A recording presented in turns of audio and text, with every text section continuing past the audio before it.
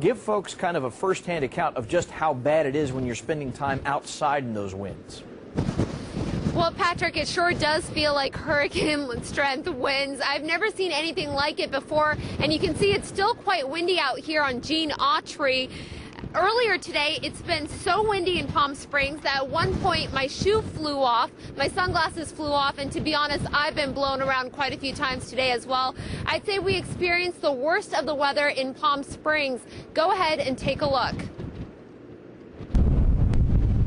Drivers were forced to turn around at North Indian Canyon Drive in Palm Springs, where strong winds and sand made it very hard to see at times. Can't see anything. So you think it's drivable? No, it's definitely not drivable. It felt like a sand tornado. As you go further along North Indian Canyon Drive, the sand is making it impossible for us to stand outside long enough to shoot parts of this story. I mean, I've been up here 8 years. I've never seen that.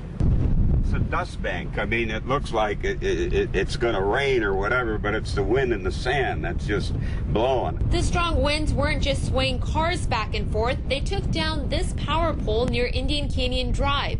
And over at Highway 111, the winds